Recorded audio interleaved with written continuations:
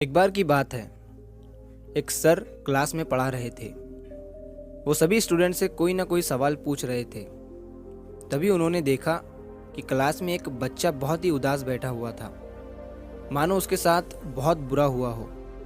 Sir ने भी उस बच्चे को कुछ नहीं पूछा और ना ही कुछ कहा, लेकिन 4-5 दिन तक ऐसा ही चलता रहा। तभी सर ने उस बच्चे के पास जाकर उससे पूछा कि बेटा, तुम इतने उदास क्यों बैठे रहते हो? दूसरे बच्चों की तरह तुम एंजॉय नहीं करते और किसी भी सवाल का जवाब नहीं देते हो। उस लड़के ने सर से कहा कि सर, मेरे अतीत में मेरे साथ कुछ बुरा हो गया था। इसी वजह से मेरा किसी भी चीज़ में अब मन नहीं लग रहा है। मैं कुछ भी कर लूँ, दूसरे बच्चों की तरह खुश नहीं रह पा रहा हूँ। सर ने उस बच्चे की बात को पूरा सुना और अगले दिन वो सर अपने बैग में शिकंजी बनाने का सारा सामान लेकर आए। और सारे बच्चे क्लास से जाने के बाद सर उस बच्चे के पास शिकंजी बनाने का वो सामान लेकर गए और उस सामान से उन्होंने उस लड़के को एक गिलास शिकंजी बनाकर दिया। लड़के को लगा कि सर ये सब कुछ मुझे खुश करने के लिए कर रहे हैं। सर ने लड़के की तरफ शिकंजी का गिलास बढ़ाया और उसे पीने के लिए कहा। लड़के ने जैसे ही शिकंजी का एक जिप लिया तो उसे उस शिकंजी में नमक ज़्यादा लगा।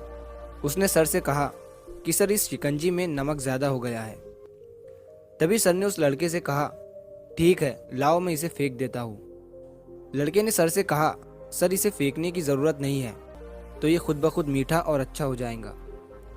तभी सर ने उस लड़के की तरफ मुस्कुराते हुए देखा और कहा, यही सेम चीज़ मैं तुम्हें आज इस शिकंजी के ज़रिए समझाने आया था।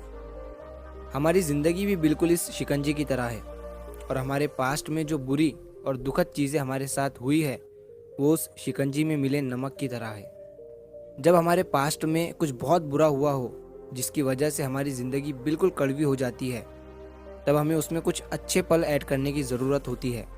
जिस तरह से शिकंजी में नमक ज़्यादा हो गया था लेकिन उसमें शक्कर मिलाने के बाद वो मीठा हो गया, उसी तरह हमें भी हमारे बीते हुए कल को भूल कर उसमें खुशी ऐड करनी चाहिए, ताकि हमारी बुरी यादें हमारी अच्छी यादों से ज़्यादा हो जाए और हमारी ज़िंदगी फिर से मीठी और खुश हो जाए। जो पास्ट में हो गया वो हो गया, उसकी वजह से आज उदास मत रहो, क्योंकि हमारा आज भी आगे चलकर कल में बदल जाएगा और हम फिर से उस कल की वजह से उदास रहने लगेंगे। इसीलिए ख़राब चीज़ों को भूलते हुए आगे बढ़ो और अपनी लाइफ में पॉजिटिव रहो और जितना हो सके अच्छा और पॉजिटिव सोचो।